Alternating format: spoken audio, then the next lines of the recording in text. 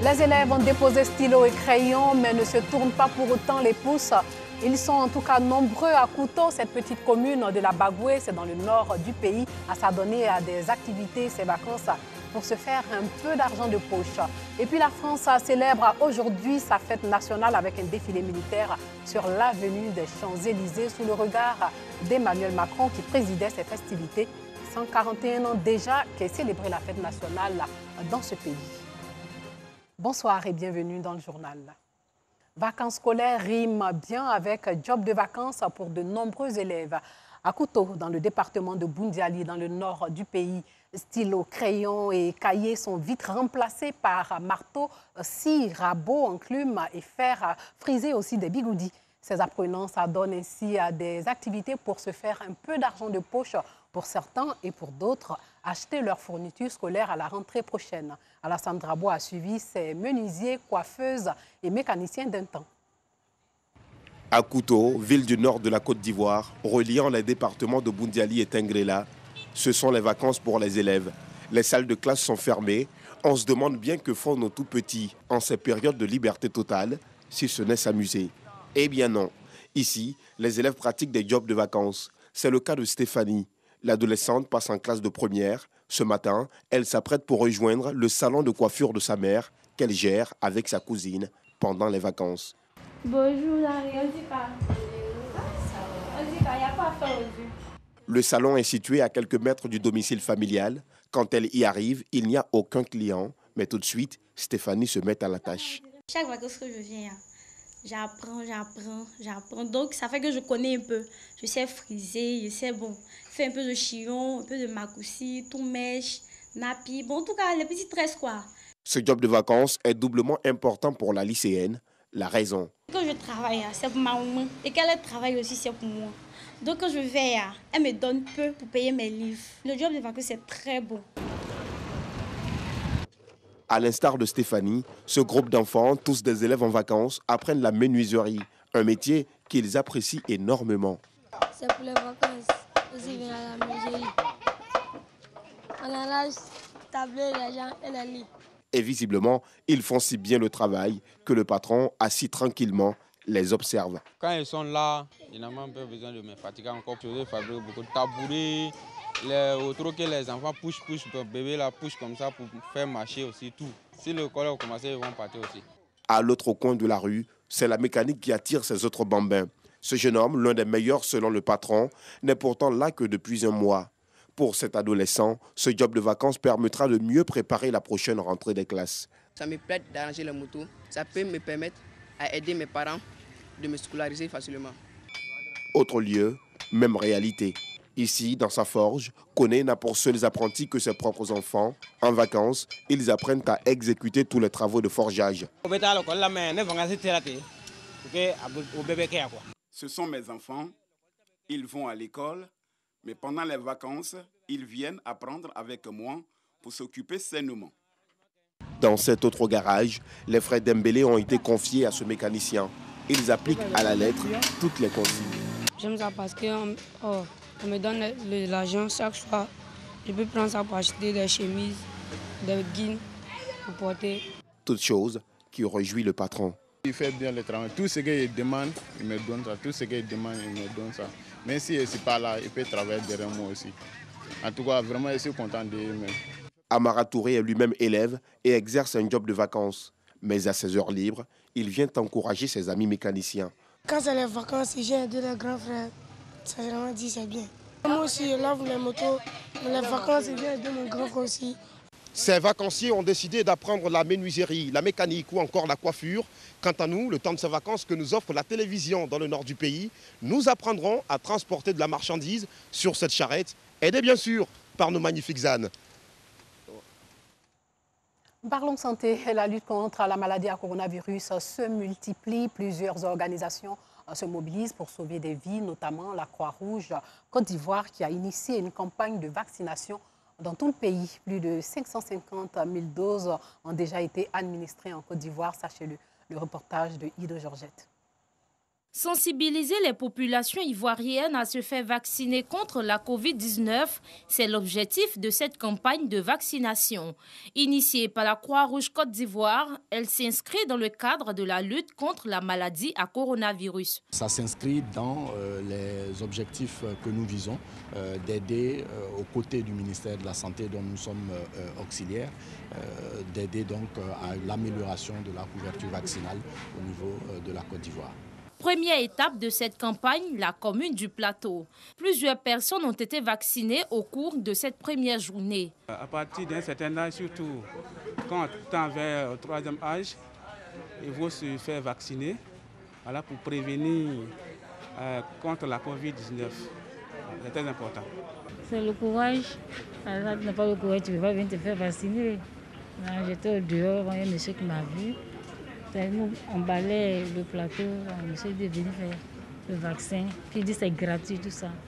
Pourquoi je suis là?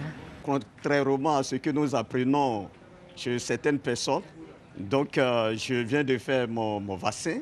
Je n'ai pas d'autres problèmes. Il n'y a pas de problème. Voilà. La Croix-Rouge Côte d'Ivoire entend les jours à venir étendre la campagne de vaccination contre la Covid-19 sur toute l'étendue du territoire national.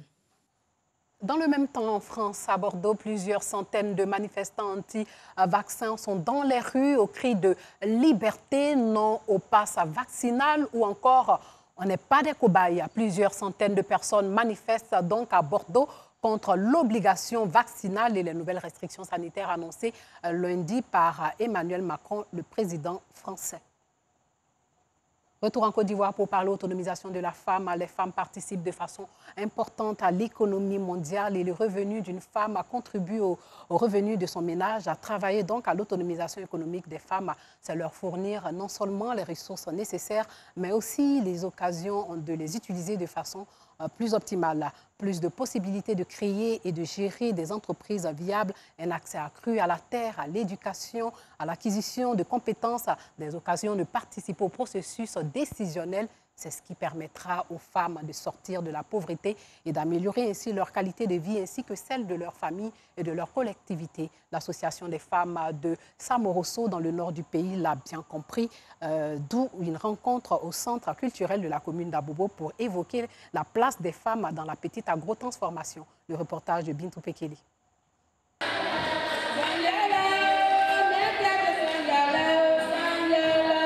Elles sont membres de Mousso Bromala, l'association des femmes de Samorosso de la région du Béré.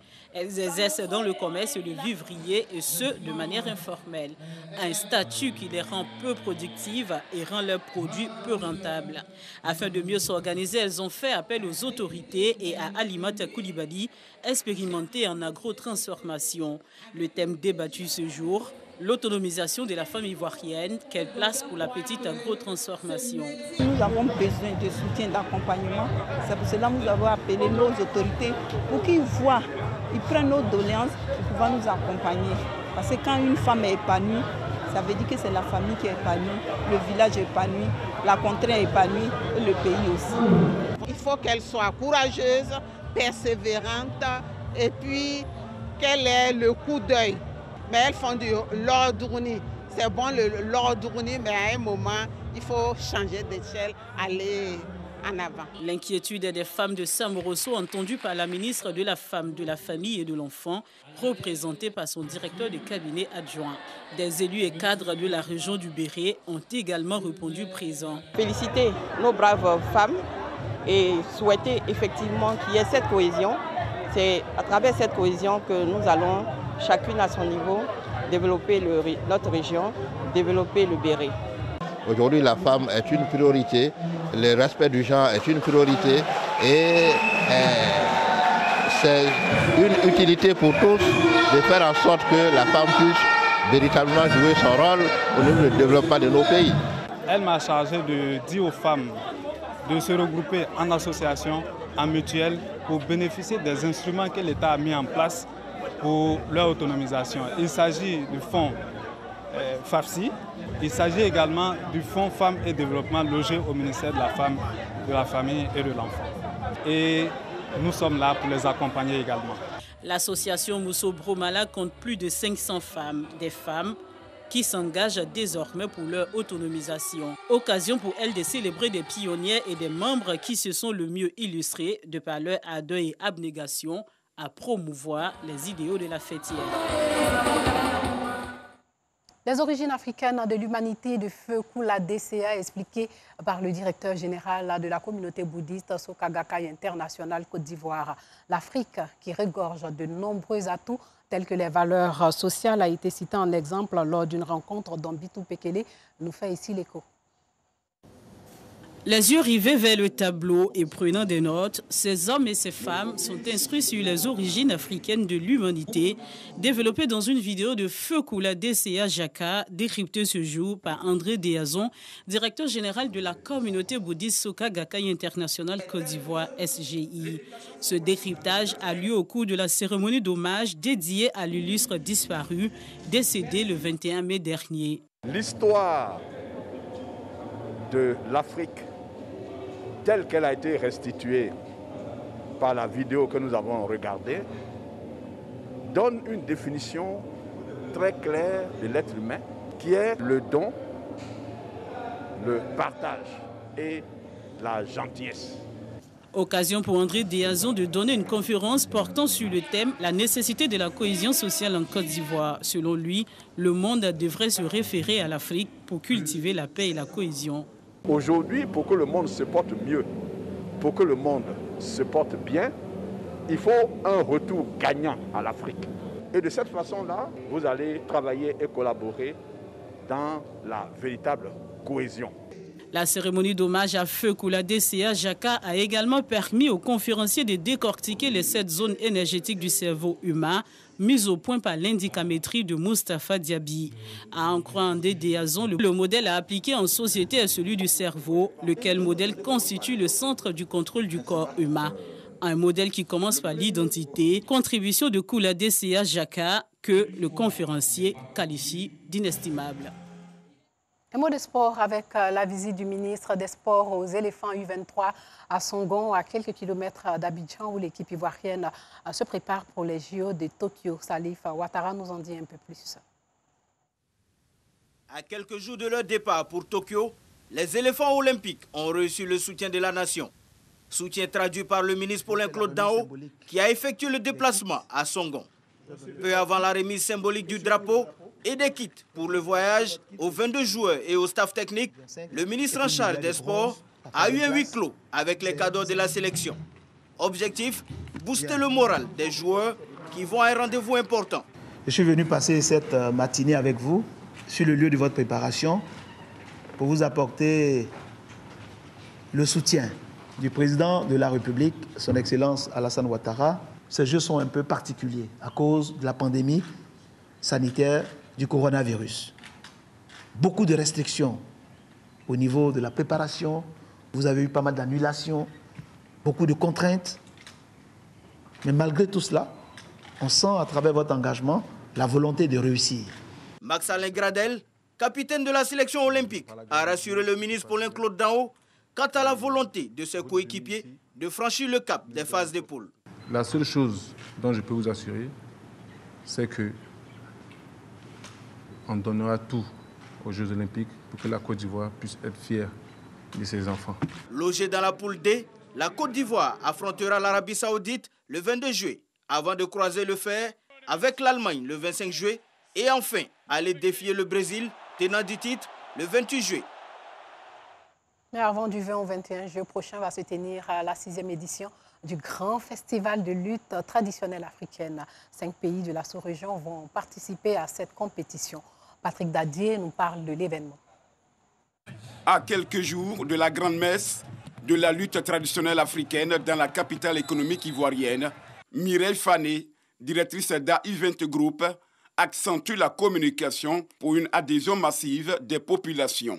L'initiatrice et son équipe visent au bas mot 10 000 spectateurs. Après son passage mercredi dernier à Radio Côte d'Ivoire à l'émission Vérité des Sports, ce week-end encore, la promotrice du grand festival de lutte traditionnelle africaine était face à la presse. Le principal but visé, valoriser la culture africaine et favoriser l'intégration africaine par le sport, notamment à travers la lutte. Les grands champions du Niger qui seront là et puis les champions du Mali aussi qui seront là. Je demande aux Burkinabés, aux Maliens, aux Ivoiriens, aux chrétiens, aux musulmans, aux femmes, aux jeunes filles, à tout le monde, aux adultes, à toute personne de venir regarder le grand festival de lutte traditionnelle d'Abidjan. Pour cette 6e édition qui se tiendra pendant la célébration de la fête de Tabaski, les 20 et 21 juillet 2021, au Palais des Sports de Treichville, 5 nations sont attendues. Le Sénégal, le Niger, le Mali, le Burkina Faso et la Côte d'Ivoire, le pays hôte.